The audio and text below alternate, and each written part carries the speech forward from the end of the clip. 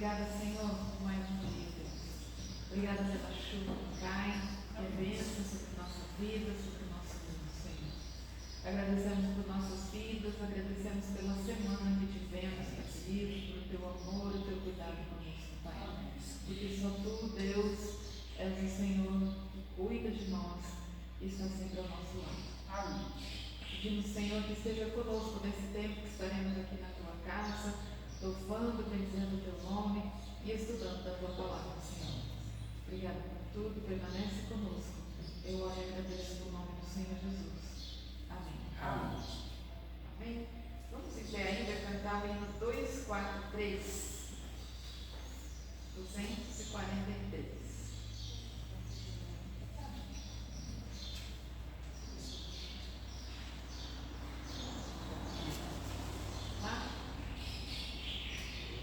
Mensagem do Senhor, aleluia, em Cristo plena salvação, Ele salva o pecador, aleluia, olha agora o coração, olhai, irmãos, olhai, olhai só a Jesus, Ele salva o pecador, aleluia, sim, salva quem confiante olhar. Vossa dívida pagou, aleluia, sim, Ele a satisfez na cruz. Sua vida Ele entregou, aleluia, dai glória pois só a Jesus. Olhai, irmãos, olhai, olhai só a Jesus, Ele salva o pecador, aleluia, sim, salva quem confiante olhar. Essa oferta é feita a vós, aleluia, eterna salvação nos céus. Sua vida deu por nós, aleluia, ó, convertei-vos já a Deus. Olhai, irmãos, olhai, olhai só a Jesus, Ele salva o pecador, aleluia, sim, salva quem confiante olhar. Aceitai a salvação, aleluia, segui os passos do Senhor, publicai o seu perdão, aleluia, louvai o grande Redentor. Olhai, irmãos, olhai, olhai só a Jesus, Ele salva o pecador, aleluia, sim, salva quem confiante olhar. Amém. Vem sentar. Quero ler o texto que está em Romanos, capítulo 1. Eu quero ler o versículo 17. Romanos 1, 17.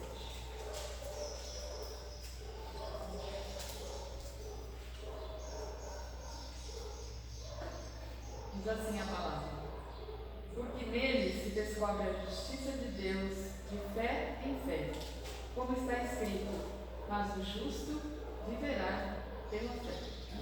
Amém? Eu escolhi esse texto porque essa semana foi comemorado o dia da Reforma. A Reforma Protestante, não sei quem conhece a história, mas em 31 de outubro de 1517, um monge agostiniano, ele leu esse texto e ele descobriu que o justo viverá pela fé. E ele escreveu 95 teses a respeito de coisas que estavam acontecendo na igreja, né? E ele fez uma reforma. Ele pegou essas 95 teses e publicou na porta de uma igreja na Alemanha chamada Catedral Wittenberg. E essas teses contestavam, entre outras coisas que estavam acontecendo, a comercialização do perdão de Deus e da salvação. E ele foi contra tal, então por isso esse movimento, essa publicação que ele fez, essa descoberta que ele fez, chama-se Reforma Protestante, que a gente comemora todo ano, né? As igrejas geralmente comemoram. E ele ficou famoso, né?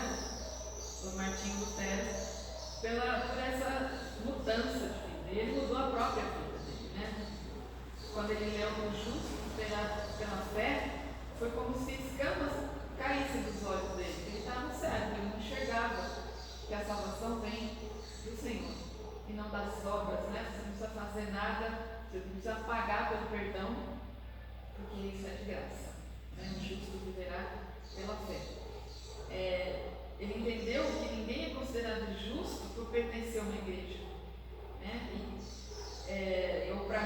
Por receber os sacramentos que a igreja oferece, né? Mas pela fé em Jesus Cristo, que é um sentimento que inclui a compreensão da força do pecado, que ele faz com a gente, né?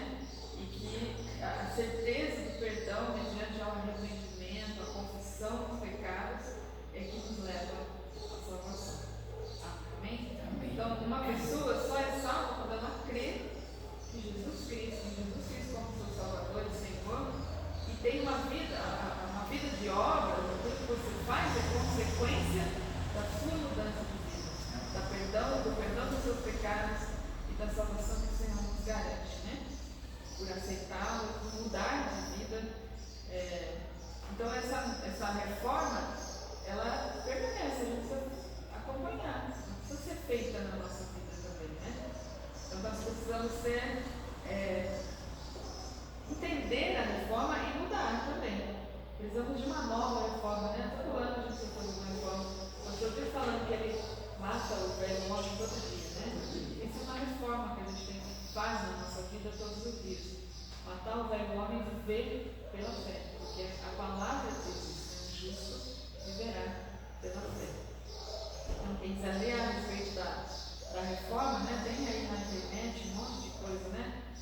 Tem até inclusive as 95 teses que ele escreveu, que a igreja estava em erro, né? Nós estávamos enganados, tinha os olhos vendados, né, da verdade da palavra do Senhor. Amém? Amém. Então nós possamos voltar aos ensinos, né, da palavra do Senhor para termos uma vida reta, uma vida em que a gente pode realmente falar que o justo vive pela fé. Amém? Bem rapidinho, né, para a gente ir para nossas salas. Vamos orar novamente? Meia hora para nós separarmos a sala. Senhor nosso Deus, nós estamos, ó Pai, na tua igreja, Pai, para te agradecer, Senhor. Agradecer a cada momento de nossa vida, Senhor, pela oportunidade, Pai, de podermos estar aqui. Muito obrigado, Senhor, por essa escola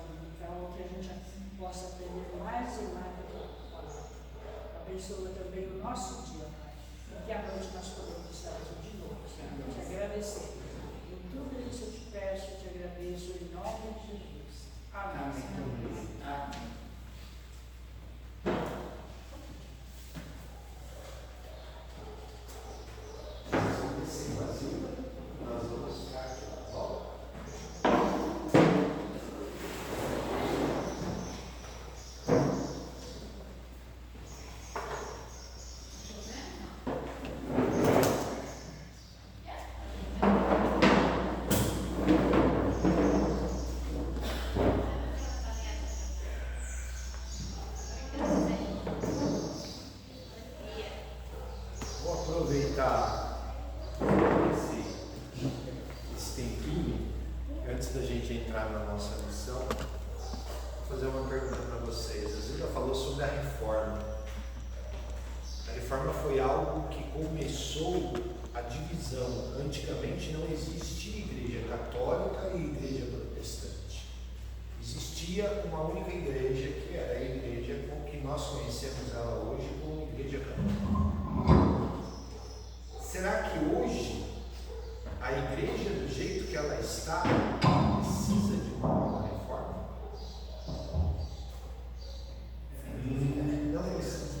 Não precisa me responder, mas pense. Será que hoje... Bom dia. E é interessante para conhecimento que vocês olhem lá quais são as 95 teses. Ok?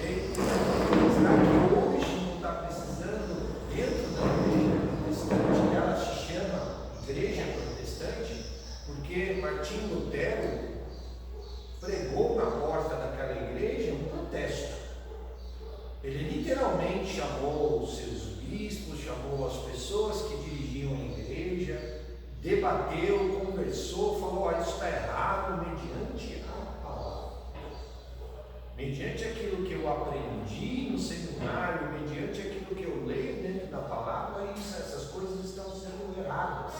E como ele não foi escutado, ele pregou essas 95, imprimiu e entregou essas 95 teses na porta da igreja, para que todo o povo lesse aquilo e percebesse que aquilo estava errado. Isso foi o primeiro passo, até que ele arrumou um rei francês que também não concordava com o pagamento de indulgências para a igreja e o acolheu, porque ele foi perseguido.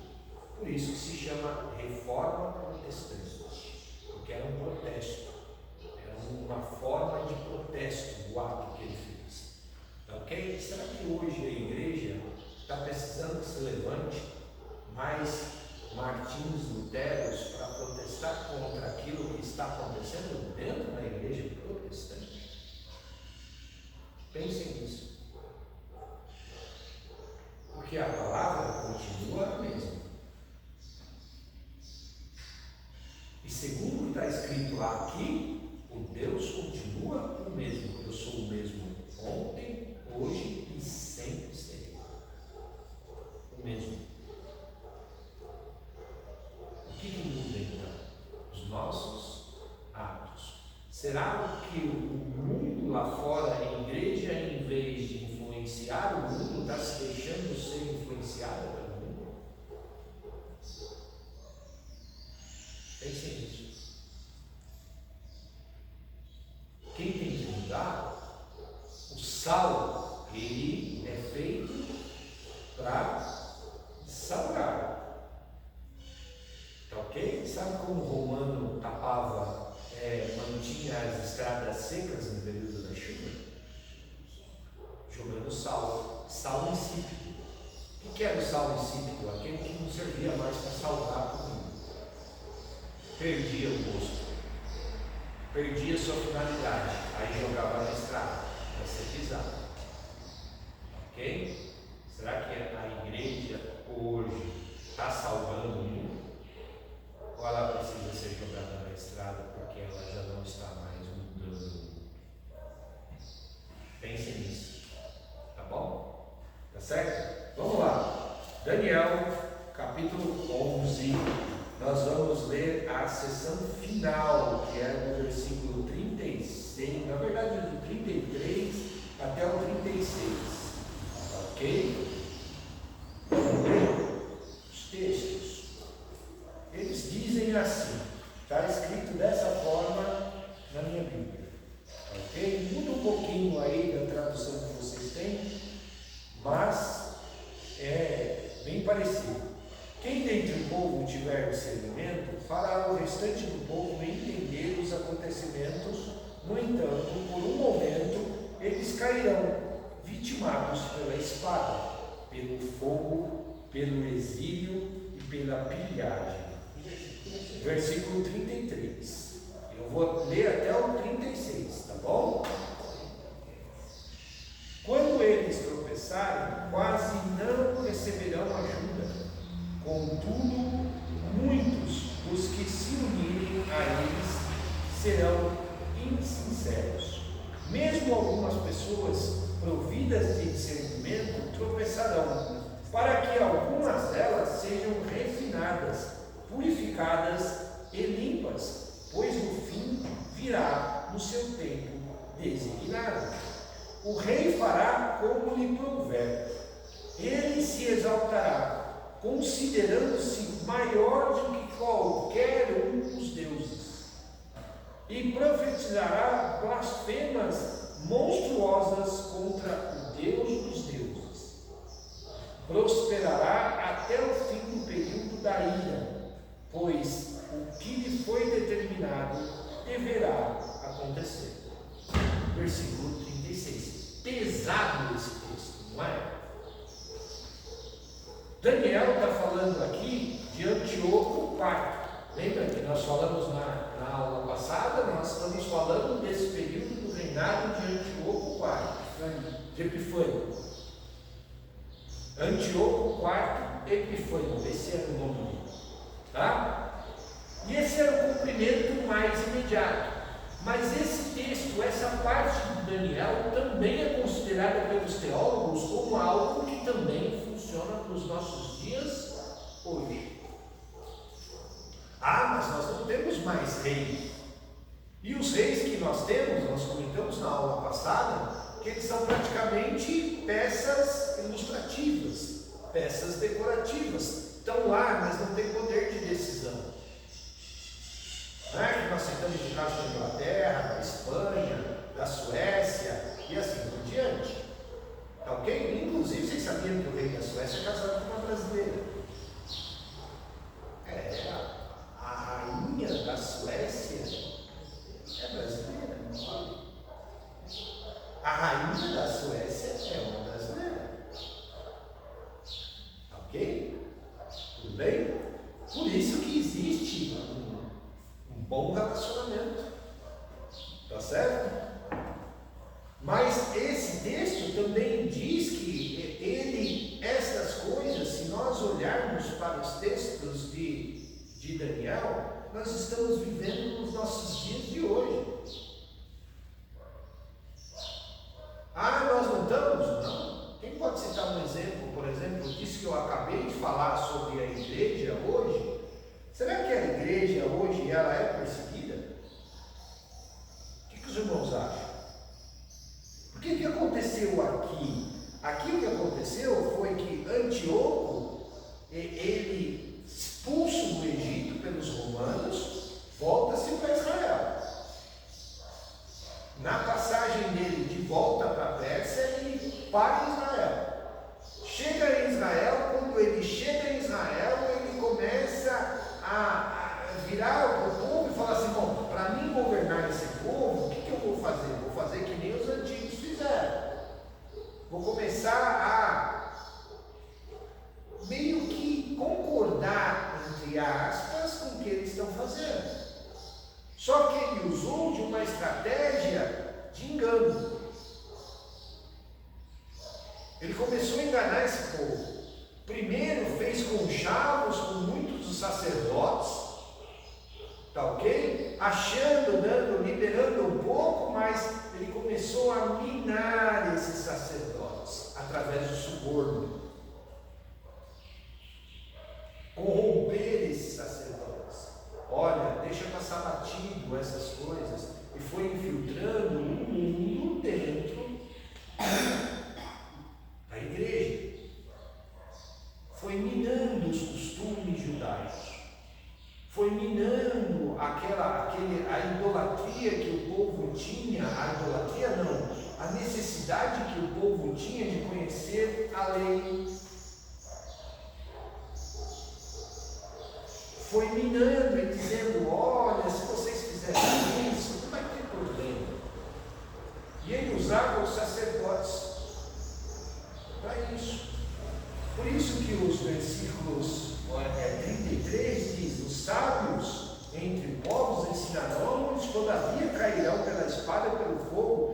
cativeiro, pelo roubo, por algum tempo. E caindo eles, serão ajudados com um pequeno socorro, mas muitos os ajudarão a eles como lisonjas. O que é isso? Com enganos. Eles pensavam que estavam sendo ajudados, quando na verdade eles estavam sendo enganados. Tá ok? 35. E alguns dos sábios cairão por os fundir e purificar e branquear até o tempo do fim, porque será ainda para o tempo determinado. O que é isso? Deus está dizendo, Deus já não sabia que isso iria acontecer? Sabia. E Deus permitiu? Permitiu. Por quê? Porque isso servia para purificar o povo. Lembra que na aula passada nós falamos do trigo, da colheita do joio e do trigo? Os dois são colhidos juntos, mas são separados. E o que acontece com o joio que depois o vento leva? Lembra que eu falei? O vento separa. O trigo é mais pesado. E na hora que você joga para cima, o vento vem e separa o joio. O que acontece com o joio depois? Serve para quê? Só para tocar fogo. Para nada. Então, isso aqui aconteceu para que o povo fosse refinado. Por que Deus permite muitas vezes que a gente passe por problemas?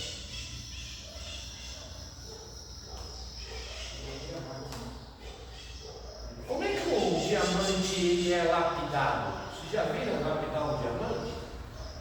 Diamante é considerado, Lívia, uma das pedras mais duras que se pode ter. Por isso que ela é usado, o resto do diamante é usado para cortar vidro e tudo mais. Tá ok? Mas assim, é considerado a coisa mais dura que se pode ter. Você sabe como o Orift lapida ele para ele ficar todo cheio daqueles quadradinhos bonitinhos, aqueles hexágonos perfeitos e tudo mais? Debaixo de muita pancada. Debaixo de muita pancada. Tá ok? Com ferramentas próprias ele vai batendo. E demora, às vezes, um diamante para ele ficar no formato que o Orift quer. Às vezes demora anos de trabalho. Anos. Por isso que é algo muito caro. Muito caro mesmo. Tá ok? Tudo bem? Então, Deus permite muitas vezes que o povo faz, tudo bem? Deus permite muitas vezes que o povo passe por essas coisas para purificar. E nos tempos do fim vai ser diferente. Tá ok? Eu costumo dizer assim, muita gente fala assim, mas a igreja não está sendo perseguida. Não. Tem relatos, por exemplo, de missionários, e não vou falar de coisa lá na China, na Rússia, não vou falar não, na Coreia do Norte, não vou falar isso não, vou falar de coisas aqui pertinho de nós, vizinho nosso, na Colômbia. Está sendo normal. Pastores pregando, e porque pregam em comunidades onde o narcotráfico impera e começa a resgatar essas pessoas, narcotraficantes entrando e fuzilando pastores no púlpito. Colômbia, Bolívia, estão nesse naipe. Tudo bem? Chile, aonde existe uma birra entre os cristãos e os não cristãos, aqueles que eles se consideram ateus. Brigas de rua, de vizinhos por causa disso, de a ponto de um matar o outro. Aqui do nosso lado, eu não estou dizendo Europa e Ásia, não, estou dizendo aqui. Não estou falando de coisa de Oriente Médio, não. São vizinhos nossos. Isso acontece, não, está acontecendo hoje.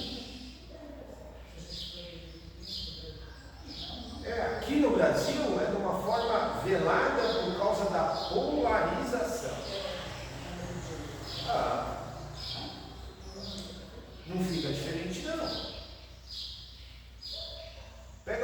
pastor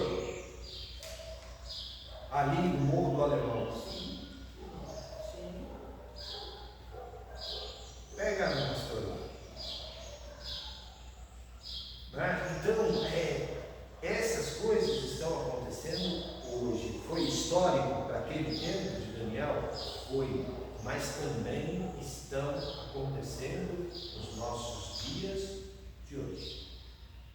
Então, irmãos, quando a gente começa a passar por uma luta, não pergunta para Deus por que Ele está permitindo eles passar essas lutas. Pergunte para Deus para quê. Primeiro saiba que é para Ele te fortificar, para te deixar mais forte.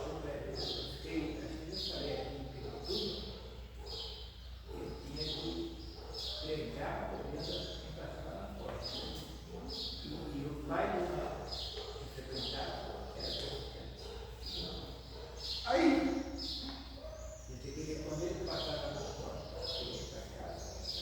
é porque a gente acha que literalmente a perseguição é aquela coisa de botar na cadeia, ser torturado e tudo mais. Não. Foi o que Antíoco fez com esse povo. O que ele fazia? Ele corrompia os sacerdotes, o povo através. E aí o que aconteceu? Quando veio a parte da revolta dos Macabeus, muitos deles foram traídos.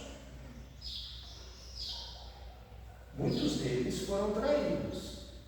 O próprio povo entregou eles. Lembra que nós falamos aqui com as mulheres na terça-feira? Aquele povo que foi no domingo de Ramos e colocou os ramos lá e disse: Hosana, bendito o nome do que vem e tudo mais. 3 dias depois estava gritando o quê? Crucificam. Era o mesmo povo. Era o mesmíssimo povo. Como é que você pode afirmar isso, Cleber? Porque o povo subia para Jerusalém, vinha de longe, e só ia embora depois da Páscoa. Então aquela mesma turma que tinha dito Hosana, bendito que vem, e tudo mais, influenciado pelos sacerdotes, gritou: crucifica.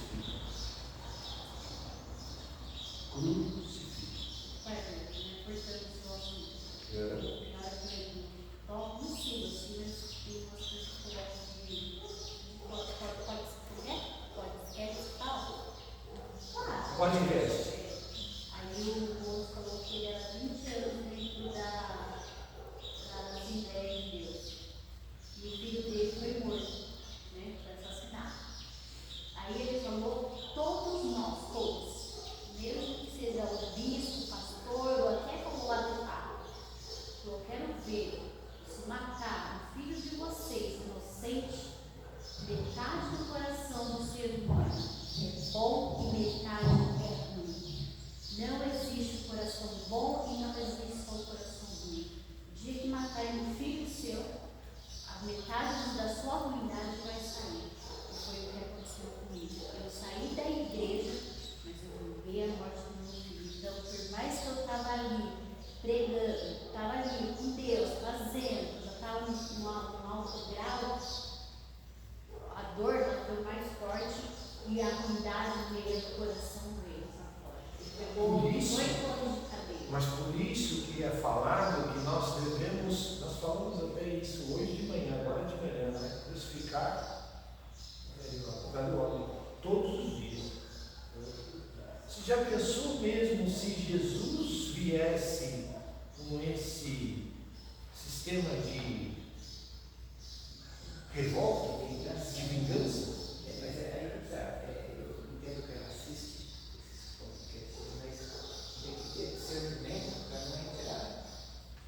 Nessa conversa. Porque as pessoas podem fazer o que quiser. É só falar isso para acreditar. Eu já vi mãe perdoar assassina do filho. Já vi perdoar e falar. Ela vai esquecer aquilo? Não. Eu estou dizendo isso porque eu perdi um filho.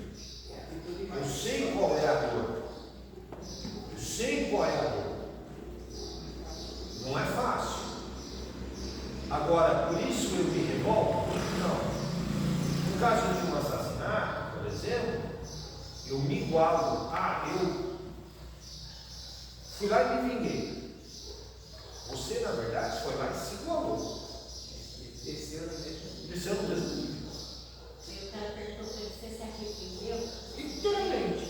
Aí ele falou assim, mas a hora foi tão, né? Porque o filho dele era um autista, ele não entendia. Já tinha 18 anos, o cara pegou para um assalto e não entendeu. Então ele falou, peguei 18 anos, cumpri, mas eu nem me arrependo. Por quê? Porque literalmente se igualou a ele e estragou a vida dele. Não só a vida dele, mas da família dele. Porque são 18 anos sem o pai. São 18 anos sem a convivência com a família. Então, isso daí traz o que depois ele mesmo assume, me arrependo. O que é isso? É agir no alto. É impulso. Vamos voltar lá à história de Jesus? O que aconteceu com esse povo mesmo que gritou, crucifica-o? O que aconteceu com ele depois? Morreram. Muitos deles morreram. Porque o mesmo Pilatos que lavou as mãos e o mesmo Barrabás que eles pedem, liberte Barrabás e crucifica Jesus, o mesmo Barrabás agita uma revolução lá que Pilatos vai lá e faz um arraso, a ponto de ligar Jerusalém a Jericó com todos os crucificados no mesmo caminho, porque já não tinha espaço mais nas muralhas de Jerusalém. Você imagina a quantidade de gente que morreu? Essa chacina do Rio é fichinha. É fichinha perto. Gente, quem conhece Israel, você teve Jericó ou não? É perto? Não é muito perto, não. É um pouquinho afastado. É um caminho razoável. Aí você fica imaginando, por exemplo, um monte de cruz no caminho, assim, fileirada uma do lado da outra. Não, mas assim, a coisa que você entendeu, assim, a gente tem um lado bom. Tem, nós temos. E isso nós, viu, até quando isso vai acabar? O dia que Jesus voltar e transformar as nossas vidas. Só. Não acaba nunca. Por quê? Porque é diário. Agora, como eu vou vencendo o meu homem? A receita está aqui. Vivendo isso aqui. Não sou eu que vivo, é Cristo que vive em mim. Paulo descobriu a receita. Deixa Cristo viver em mim. O que é? Eu crucifico o velho homem e ressuscito com Jesus todos os dias. O que é isso? Viver a transformação. Viver a ressurreição. Não. É uma coisa fácil? Não é fácil. Mas o que Jesus fala? Toma sobre si o meu jugo e aprendei de mim, que sou manso e humilde de coração. O velho homem, ele está sempre querendo ressuscitar. Por isso que eu vejo no Instagram toda manhã. Antes eu não pensava isso, agora eu vejo e falo. Ele está louco para sair. Ele quer voltar. Aí teve uma discussão em casa, porque daí para quem na hora da janta, aí eu disse assim, eu duvido, que chamou o livro de gordo, eu duvido o gordo da causa que ele é, né, do jeito dele ser. Se um cara entrar aqui e falar que vai estufar em óleo, vai matar, eu duvido se ele não. Daí eu falo assim, qualquer um que fizer na minha família, é claro que eu vou, né, defender, vou tentar defender. Vou tentar, veja, eu vou tentar defender. Defender é uma coisa, se vingar é outra.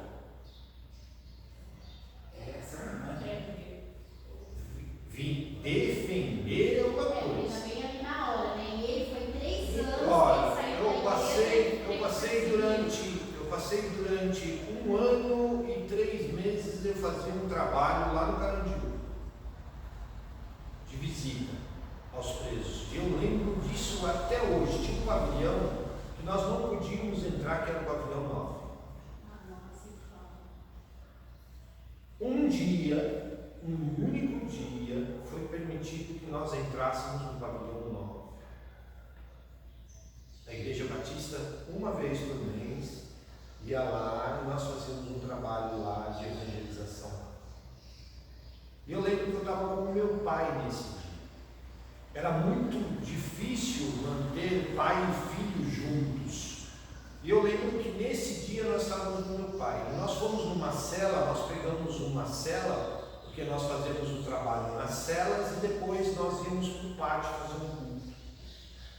Eu lembro que nós fomos numa cela e a cela estava superlotada, mas tinha um senhor lá, no fundo da cela.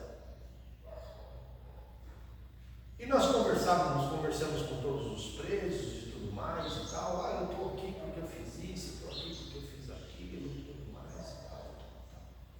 E aquilo me intrigou, chegou um certo momento que eu falei, e aquele senhor que está lá sentado na cama dele, lá isolado, o que é ele? Ele falou, seu João. Ele já está aqui há 18 anos, nessa mesma cela. E ele não quer sair daqui. Eu falei, por que ele está aqui? Ele falou, não, com ele ninguém fala. E se ele permitir que a gente conte, a gente conta.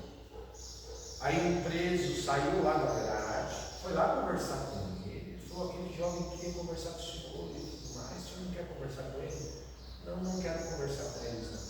São de igreja, não são? Não quero conversar com eles, não.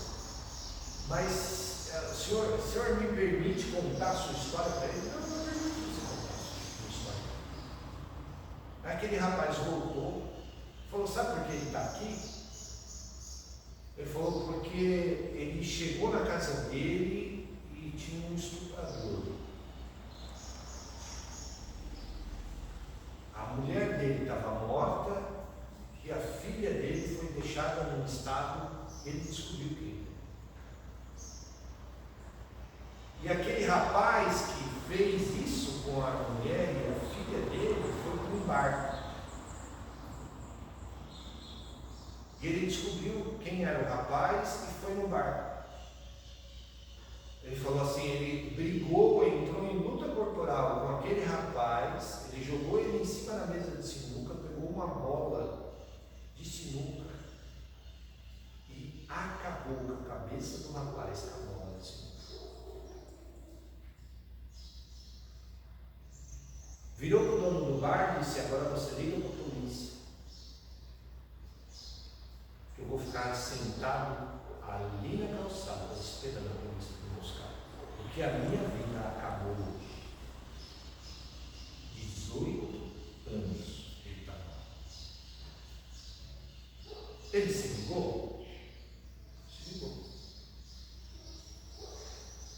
Ele falou, desses 18 anos, ele tem mais outros 3 filhos. Nenhum dos 3 veio visitar ele. Nunca. Então ele diz que agora a vida dele vai acabar aqui dentro. Nunca mais foi permitido a gente entrar no pavilhão. Nunca mais, mas aquilo me marcou. Porque tomado por um ato de vingança. Tudo bem, ele perdeu a esposa e a filha caçula. E os demais outros 3 filhos? Como é que fica? Ele só tinha esse filho autista e ele falou que mudou de cidade 3 vezes, porque ele sabia que o cara estava, falava e ele ia. Ele disse que a mulher dele falou assim, mas por que a gente muda? Ele era marceneiro, ele falava, porque não está dando aqui. Ele não contava para ela o que era o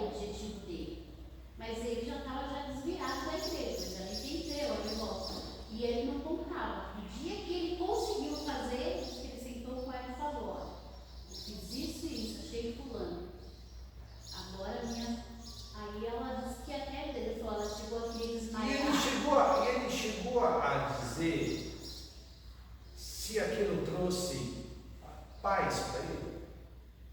Ah, não sei, ele só se arrependeu, né? A mulher dele casou com o outro, teve 2 filhos, a vida seguiu, ela foi cair várias vezes na cadeia, mas falou para ele que ela não queria mais. Só pelo fato dele ter se arrependido, não trouxe paz.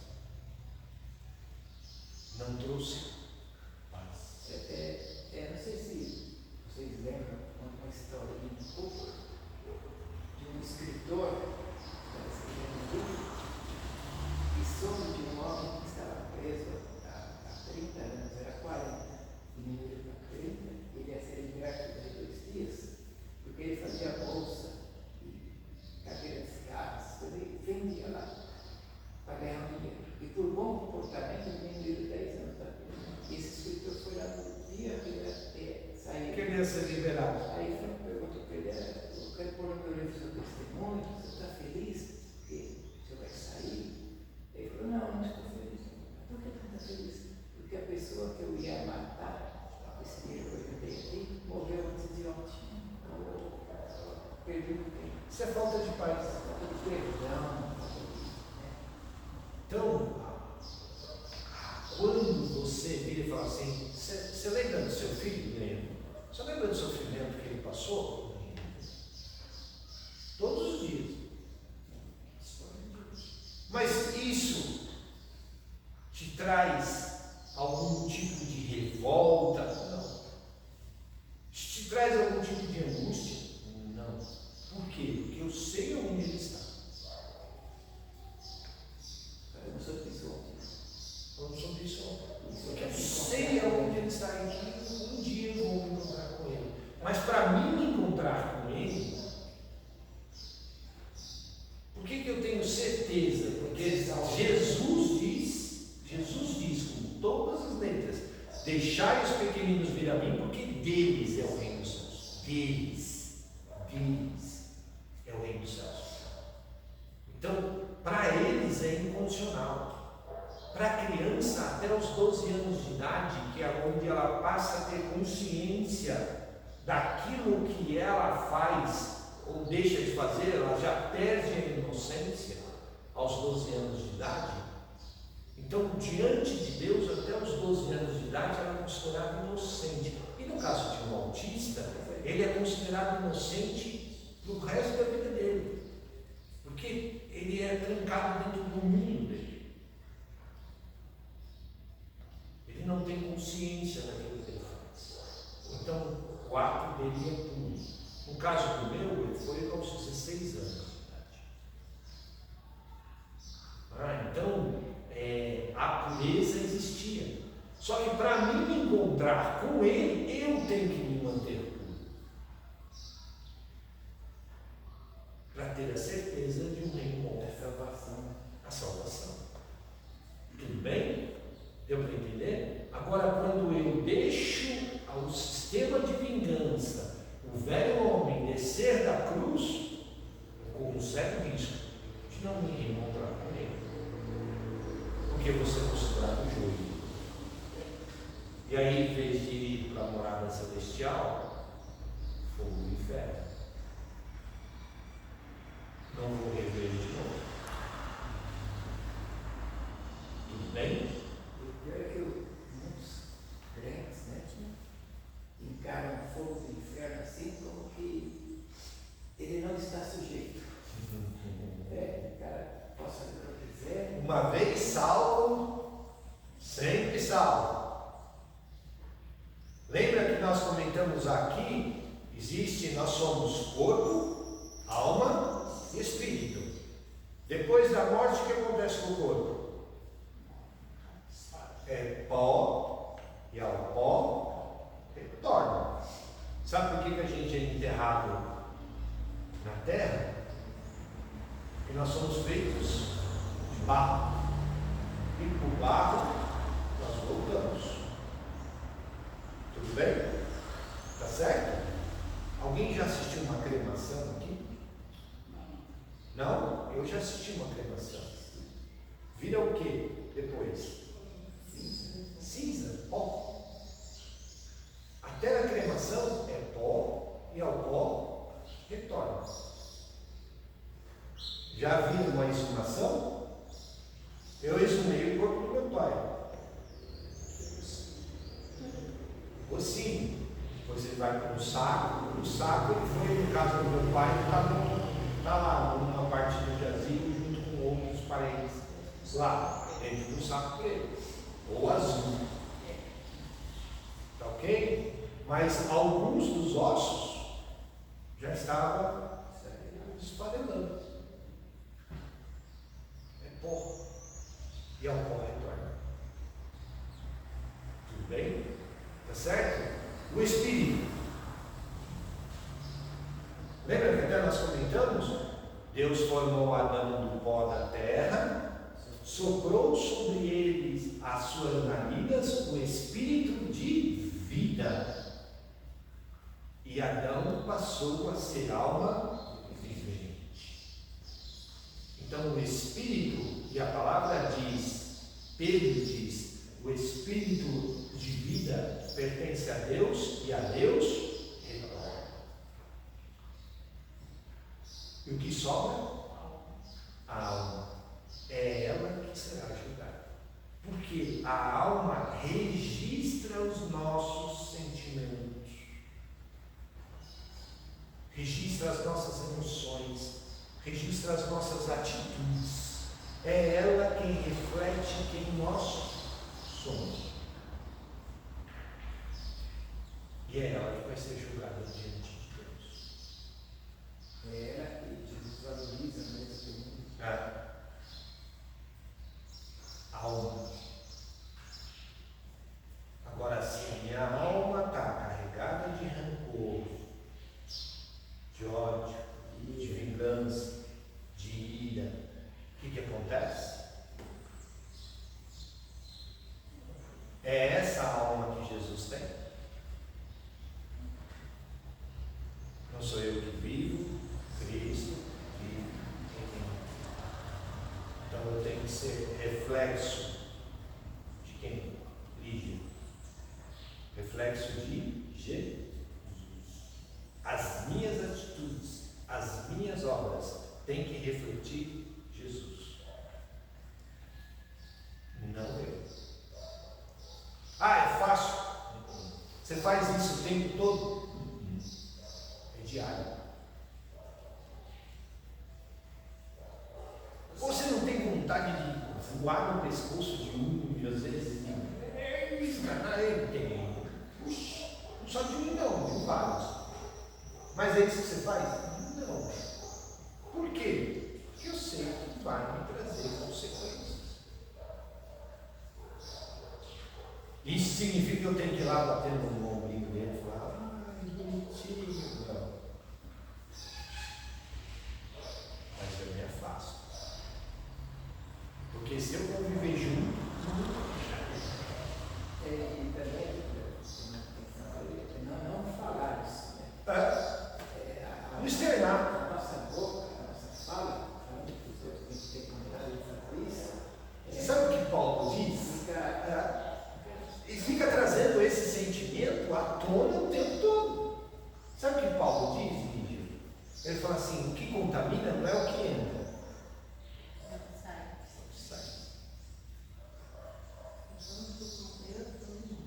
Eu lembro que eu tenho um tio que ele era congregação cristã.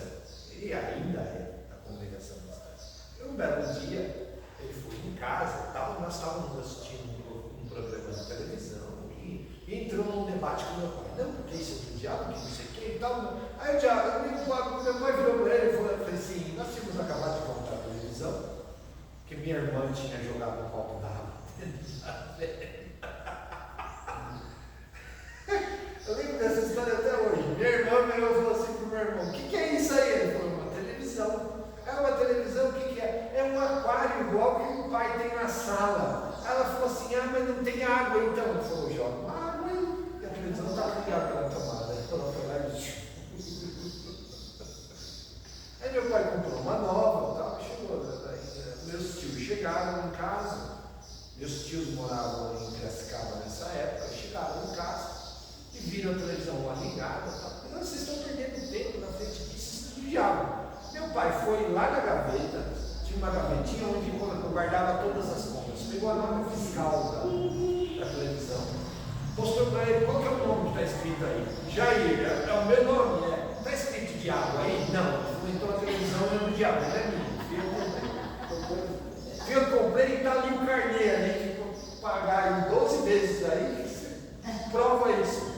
Porque se ela for do diabo, eu vou dar o carnê para ele pagar. Ele tem que pagar. Mas ela é minha, porque eu comprei. E aí, um belo dia, nós chegamos na casa do meu tio, tinha uma televisão na sala. Falei, aí meu pai virou para ele e falou assim: aprendeu, hein? Aprendeu, hein, Pedro? Aprendi. Já vieram aqui na minha casa falar que isso é do diabo, foi usando a mesma frase que você falou para mim. Não é do diabo, não. Eu comprei, fui eu que estou pagando. Então, quando a gente começa a deixar ser tratado pelo Espírito Santo, essas coisas já não fazem mais efeito. Tudo bem? Já não fazem mais efeito em nós, mas nós precisamos ser tratados. Nós precisamos deixar sermos moldados. Tudo bem? Vocês lembram daquela profecia que fala do vaso do oleiro? Vocês lembram disso? Ele falou: desce a casa do oleiro. E quando ele começa a moldar aquele barro, de repente, o que ele fala? Ele pega, derrama água sobre o barro, que água fala de purificação, que para nós, nos dias de hoje, é o batismo. Quando fala de derramar água sobre o barro, aí aquele barro fica mole. Aquilo que é duro fica mole. E aí o oleiro pode trabalhar aquela massa. E de repente, quando ele vira e fala assim, não está bom ainda, enfia a mão de novo naquilo lá, massa aquilo lá de novo, vira uma massa de novo e ele começa a moldar. Assim é a nossa vida. A gente precisa deixar primeiro passar. Deus usa isso para nos moldar. Como é que eu amasso uma massa de pão? Fazendo carinho nela, passando mão nela, assim. Olha, eu já trabalhei numa fábrica de pão. Vocês vissem aquele pãozinho francês que a gente come? Ele é muito amassado. Até corrolo. Tem uma coisa que a gente chama de cilindro. Na época que eu trabalhava na fábrica de pão, usava sacos de farinha de 50 quilos. Botava aquilo numa batedeira enorme, gigante, misturava água e sal e açúcar e fermento. E aí mexia tudo aquilo lá e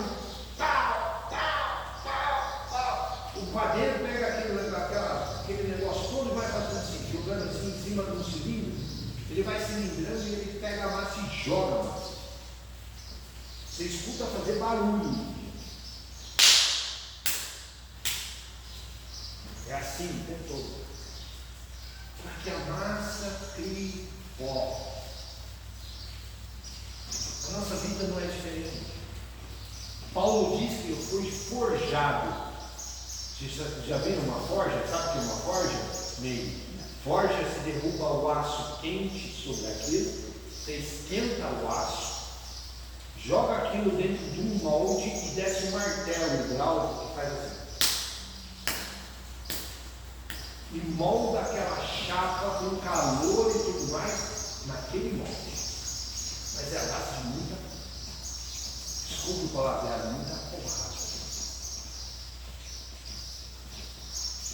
Ok? E é esse o exemplo que Deus dá. Por isso que Deus permite que a vida nos traga essas coisas. Só que uma vez forjado, uma vez feito, ninguém consegue desfazer mais aquele formato. Uma vez forjado dentro do Evangelho, pode vir a situação que for, eu não vou mudar a minha posição, o meu jeito de ser. Por quê? Porque foi forjado. Certo? Será que eu não vou mudar? Se eu pegasse minha irmã, porque ela tinha ela mata cedo, porque enxergar ela assim, ela não dá a conta dele. Mas você consegue, se você encontrasse a sua irmã hoje, você voaria no pescoço dela ou abraçaria e pedia perdão? Ah, então, você já está mudando. Já chegou. Você já está 18 anos, eu queria pegar ela. 18 anos eu não peguei. Hoje você já está sendo forjado. Hoje você está sendo mudado. É que muitas vezes a gente não percebe essa mudança. Se você pegar uma criança hoje, por exemplo, vou usar o exemplo das suas meninas, Sara. As meninas da Sara hoje andam, falam e tudo mais. Mas foi um processo simples? Nem um pouco. Mas se perguntar hoje para as meninas dela, elas vão falar assim: falar é fácil, andar é fácil. Porque elas já não se lembram mais dos tombos que elas tomaram, até aprender a andar. Assim somos nós. Por isso que Jesus fala para Nicodemos, necessário vos é nascer de novo. Ele estava falando: não, vou ter que entrar no ventre da minha mãe. Não, Nicodemos, isso é impossível. Mas andando comigo, essa transformação vai acontecer, você vai aprender a ter atitudes novas. É isso que Jesus estava dizendo para Nicodemos. Você vai começar a ter atitudes novas. E quando você perceber, Nicodemos, você já vai ter sido transformado sem nem perceber que essa transformação aconteceu. Estava conversando com o pastor ontem, ele falou: olha, chegou, eu estava conversando com o rapaz virou para mim e falou assim: você é diferente. Como assim? Falei nada com o rapaz, assim, estava lá fazendo meu serviço, estava fazendo um serviço elétrico lá para ele, uma instalação de um wallbox, e aí ele falou assim: você é diferente. Sem falar nada, sem nem tocar no assunto do evangelho comigo. Então, quando os seus parentes, Lídia, chegam para você e falam assim: você está diferente, alguma coisa na sua vida mudou. Isso é o evangelho. Porque as pessoas percebem a transformação da nossa atitude, dos nossos atos. Eles são diferentes.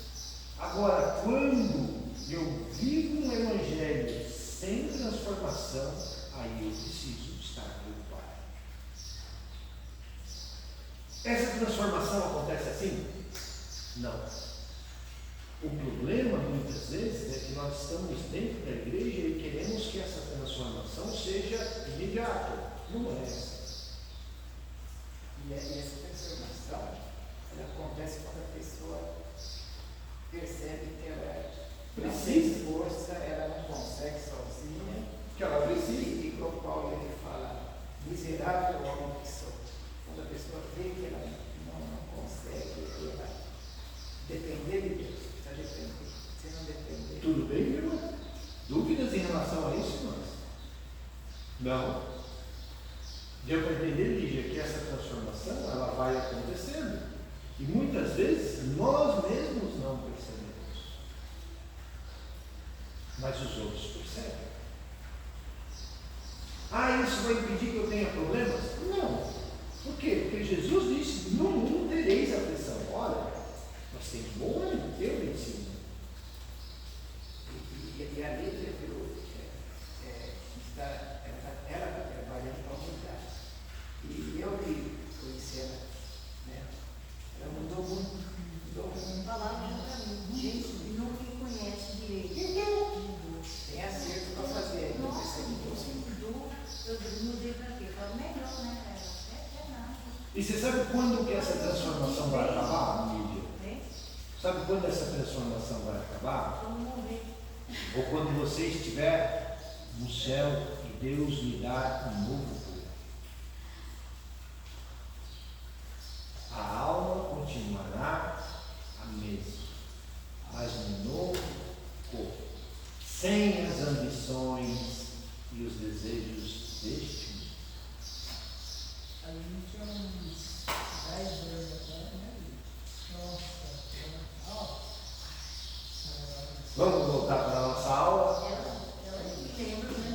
Vamos lá? Gente, escola dominical. isso, tá? A gente mudou de assunto e tudo mais, mas escola dominical é isso. Se tem dúvidas, tem questões, tragam. Não saiam com essas questões.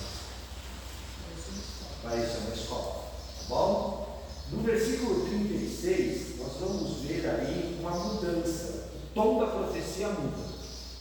Tá ok? Nós vamos começar a falar aí agora, vamos ler lá então. Nós vamos ler do 36 até o versículo 39, tá bom?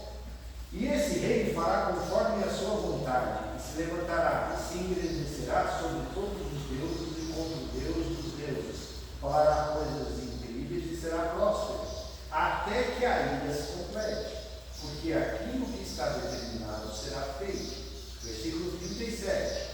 E não terá respeito ao Deus dos seus pais, nem aos desejos das mulheres, nem ao Deus algum, porque sobre tudo se engrandecerá.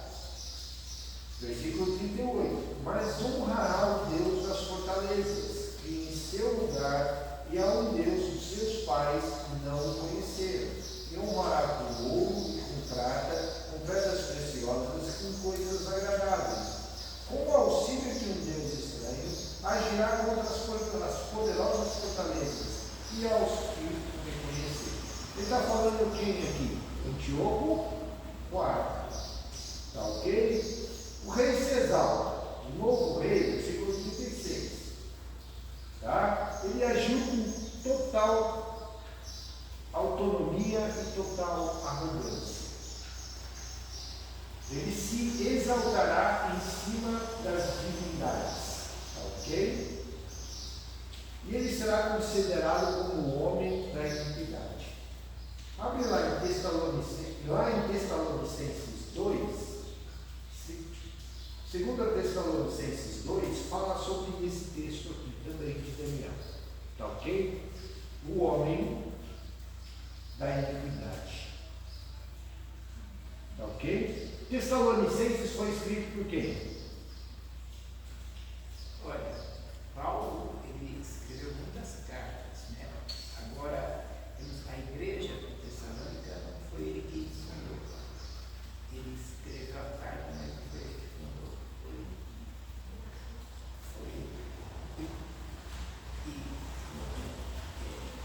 Braço direito de Paulo, quem era?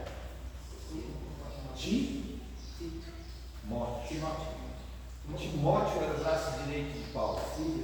O Paulo tinha como um filho, tá ok? E a igreja de Tessalonicenses é fundada por Timóteo, tá ok? Mas Paulo escreve uma carta, duas cartas para a igreja de Tessalonicenses, tá ok? E quando Paulo escreve essa carta, ele fala sobre o homem da iniquidade. Paulo já tinha passado pela experiência dos 7 céus.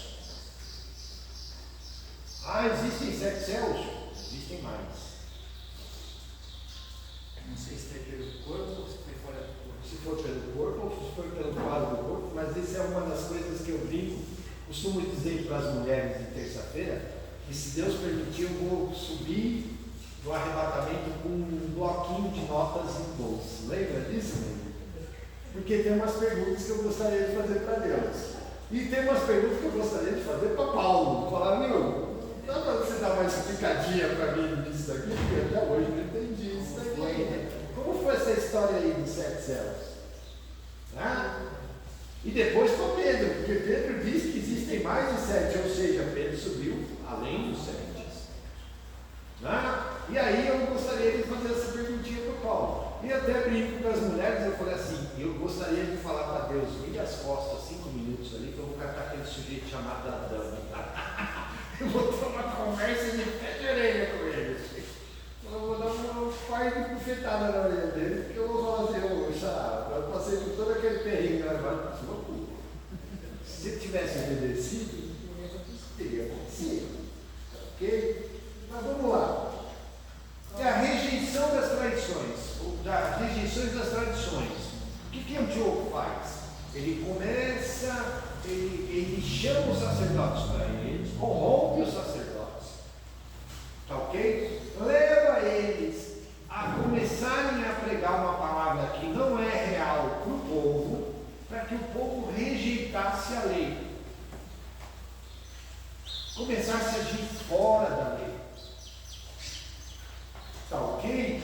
E por que o texto fala, o versículo 37 diz assim: nem é o desejo das mulheres, e nem é Deus algum. Por quê? Porque ele começa a corromper. Corromper de que forma? Ele começa a falar para as mulheres: olha, vocês vão se casar com quem eu determinar, com quem os meus capitões quiserem. Não é preciso mais se guardar do seu marido. E aí as orgias começaram a ser implantadas. Tudo bem? Polícia corrompia. Tá ok? Depois, honrará os deuses do poder da guerra. Foi aquele fato que ele tira o santo dos santos, coloca a imagem de Zeus lá dentro. Ok? E começa a fazer orgias dentro do templo. A gente chama a profanação. Profanação. Por isso que ele é chamado do homem da iniquidade.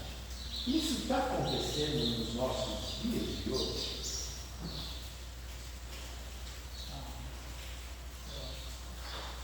A igreja está se corrompendo de uma forma diferente, mas ela está se corrompendo. Eu vou contar uma situação de um amigo, eu digo um colega na verdade, que eu já perdi contato com ele há muitos anos.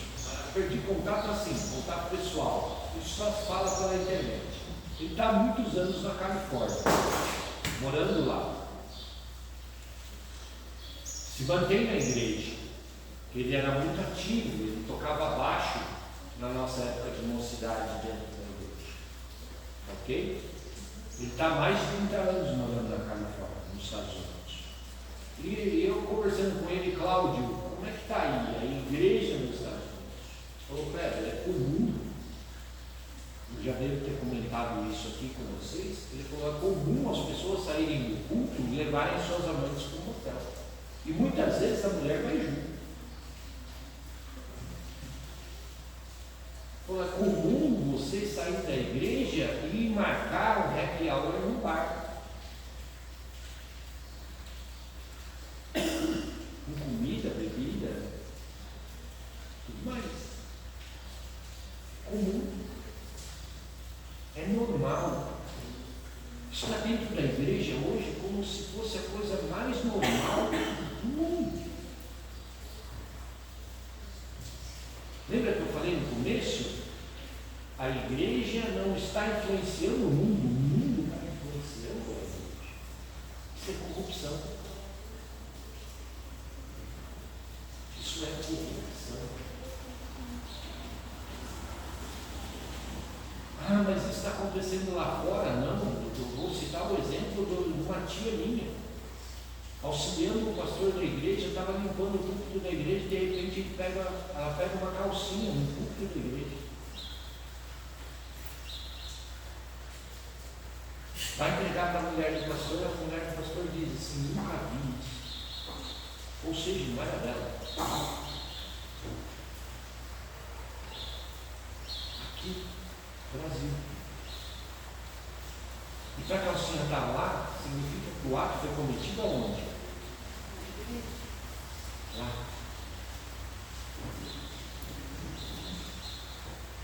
Ah, mas isso acontece só na igreja? Não. Lembro as festas.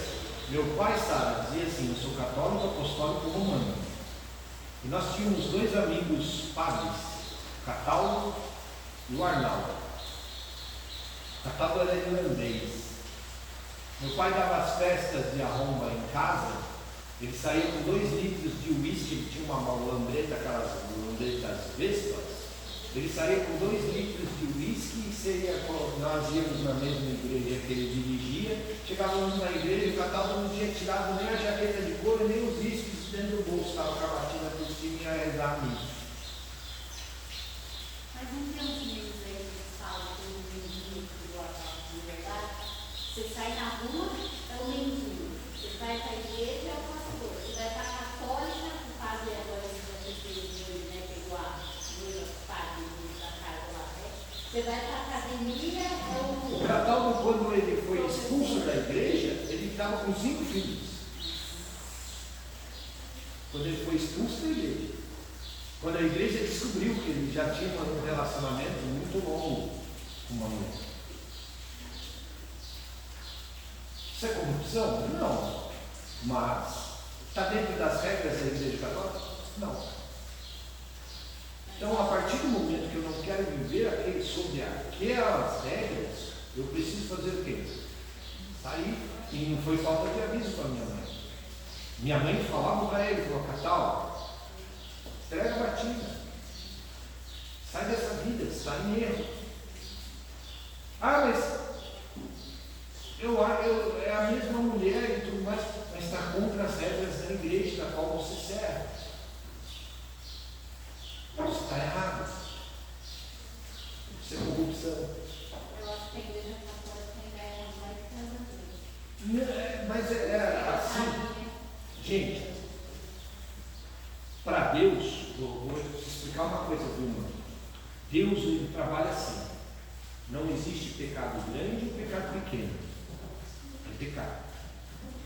Bom, não existe a diferença, por exemplo, de um assassinato ou de um roubo.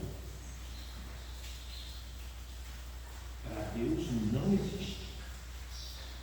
É pecado. Tudo bem? Então, aí esse papo da gente, muitas vezes, a gente procura níveis. Você também faz isso, Cleber? Eu também faço isso. Eu acho que um assassinato é muito maior, muito mais errado do que um roubo. Mas diante de Deus, não. A gente tem uma balança, né? Nós temos uma balança.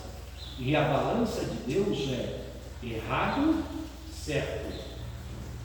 Ponto. Acabou. Tudo bem?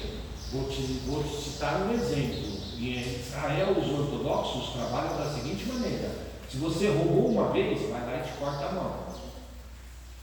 Não só em Israel, aliás, em Israel não, no árabe. Tá ok? Vai lá, julga já, beleza, vai lá e corta a mão dele. Roubou de novo, corta o braço dele.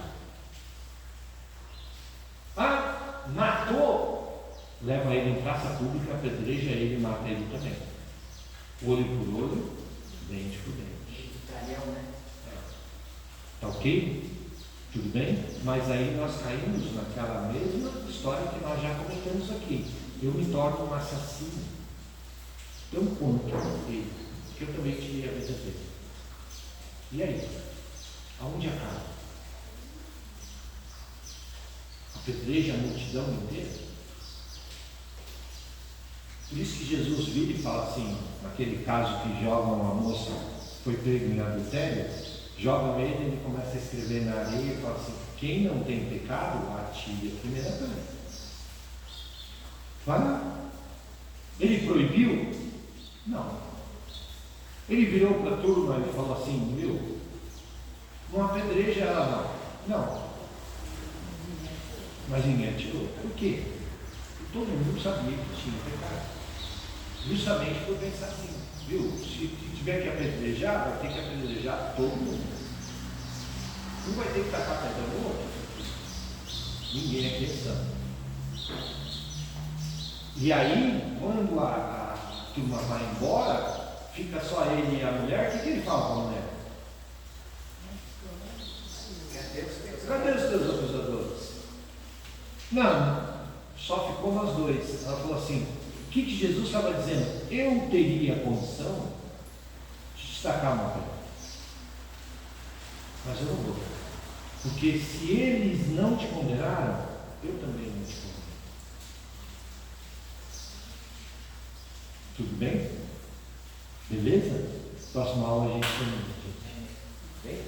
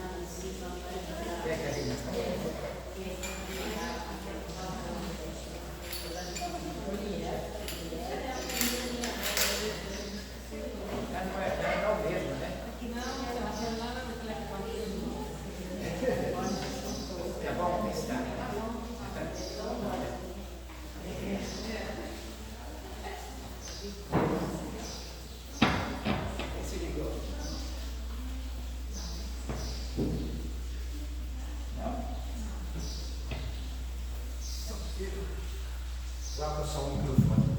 Esse aqui está funcionando. Ligou? Ó, troca o microfone. Esse aí não sai.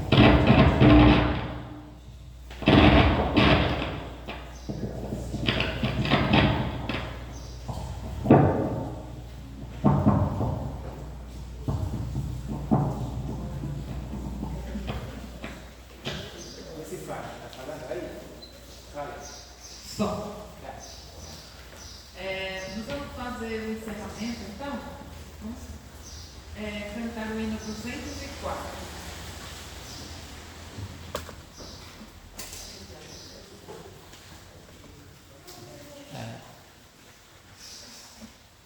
Eu falei sobre a reforma, né? No começo, agora nós vamos pedir ao Senhor para fortalecer a igreja. Amém? Curtindo.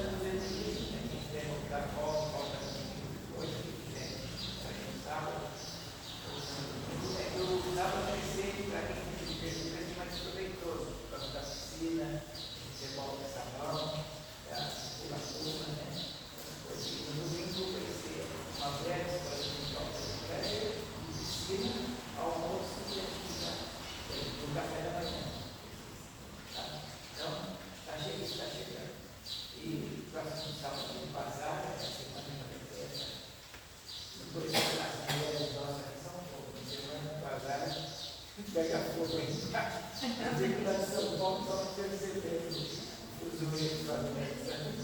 Aí a nação de vocês Vai ter o nosso quadradinho. já verdade, hoje há uma probabilidade de nosso filho, pastor Leandro. Ele falou assim, ele mandou um áudio para mim às 7 da manhã. Se eu estiver bem de saúde, eu vou. Se vocês estiverem com saúde, aí eu falei, tudo bem. Você vai na Eu já estava, eu já vi um sermão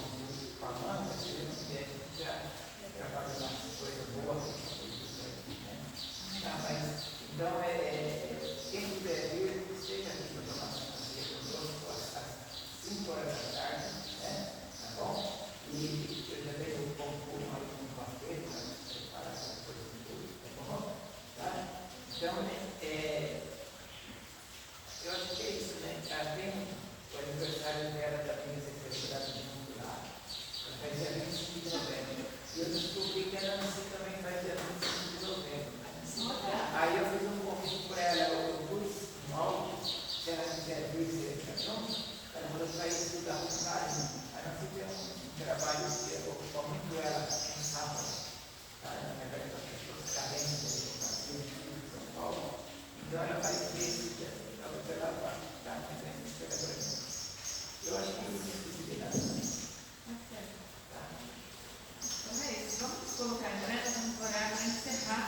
Eu queria uma criança que orasse.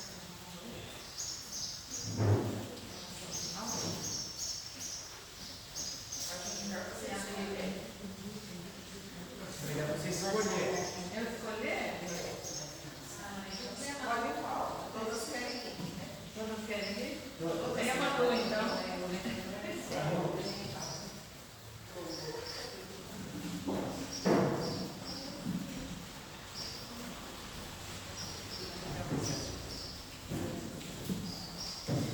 Senhor, meu Deus, muito obrigada por mais um dia de vida. Abençoe todo mundo que está aqui, cada família representada. Abençoe o almoço que nós vamos comer. Em nome de Jesus, amém. Amém. Antes, mas nós só queria agradecer